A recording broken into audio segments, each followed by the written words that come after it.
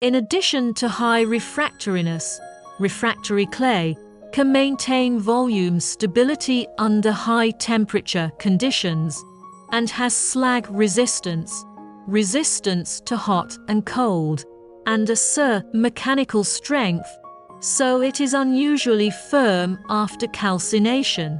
In the use of fireclay ball pressing machine should be noted, no iron, stone, and other hard objects into the machine.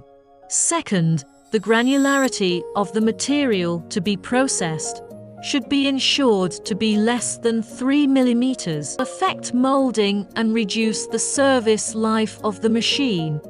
3. Refractory clay ball press is strictly prohibited to start heavy load, and it is strictly prohibited for non-technical personnel to disassemble and adjust equipment randomly. 4. Fireclay ball press regular maintenance, observation reducer, and bearing seat is lack of oil.